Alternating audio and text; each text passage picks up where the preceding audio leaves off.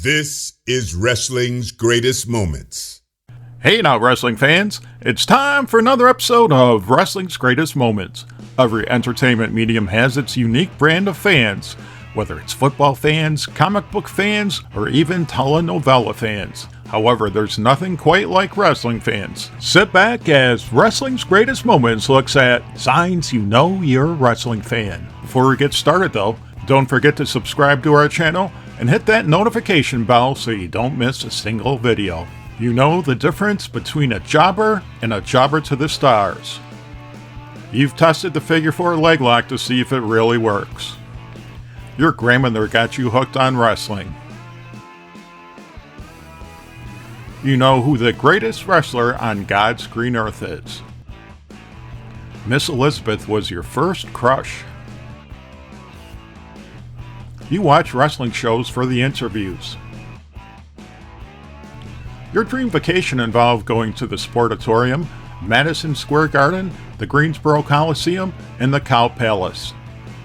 You weren't surprised when Vern Gagne retired with the AWA World Heavyweight Championship rather than losing it. You wondered just what was in Iron Mike Sharp's forearm pad. You wanted a banana phone like Gorilla Monsoon. You knew which friends had cable access to the Superstation. You knew this would be the night that your favorite jobber finally won a match. You practiced wrestling moves in the swimming pool with your friends. You competed with your siblings for the living room championship. You knew who was real and who was a kayfabe writer in the aftermags. You knew the gyms where wrestlers worked out when they came to town. You knew the difference between a hardway spot and blading. You remember when tag teams were only allowed one save in a match. You cheered when Nikita Koloff clotheslined David Crockett. You tuned into wrestling just to watch Piper's Pit. You begged your parents to let you stay up late to watch Saturday night's main event. You knew Hulk Hogan wasn't the first wrestler to slam Andre the Giant.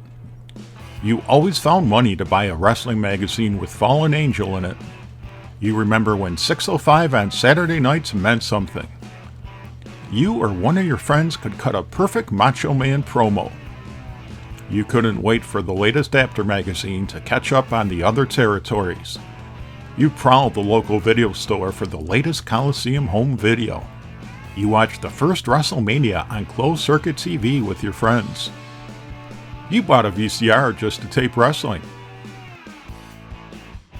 If there was a cage match on the card, you knew you were going. You didn't need pyrotechnics to be entertained at a show.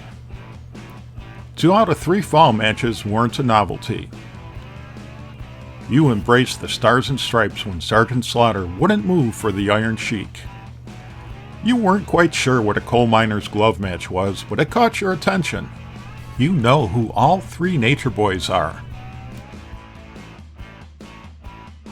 You knew which friends had cable to Scrambler so you could watch pay-per-views for free. You know the difference between sports entertainment and professional wrestling. You use jabroni like most people use a comma. You loved the Ultimate Warrior's promos, even though you needed a protocol droid to understand them. You cheered when Hulk Hogan beat the Iron Sheik for the WWF Championship. You cheered when King Kong Bundy squashed Hulk Hogan on Saturday night's main event just a year later. You signed up for wrestling in school, only to discover there was no ring. Even if you didn't like it, you knew Jesse the Body Ventura was right. The beginning of Iron Man still sends chills up your spine. When you said, "Let me tell you something, brother," people knew that you meant business. Wrestling might be scripted, but you knew which matches were real. You never hesitated to let people know you were a styling, profiling, limousine riding, jet flying, kiss stealing, wheeling and dealing son of a gun. You know who the real Fabulous Freebirds are. You knew the difference between Hulk Hogan in America and Hulk Hogan in Japan. You had to explain to a principal that ramming your friend's head into a locker was just the two of you working a match. You've had to explain a broken piece of furniture to a parent after a Chicago street fight went a little too far. You didn't have to sell a kidney to go to a house show. You used food coloring to spray poison mist at a sibling and/or friend. You wondered why Jimmy Valiant and Hulk Hogan's friends were always turning on them. You wondered why your high school graduation played the Macho Man's entrance theme. All you needed for a ring robe was a bathrobe and a bedazzler.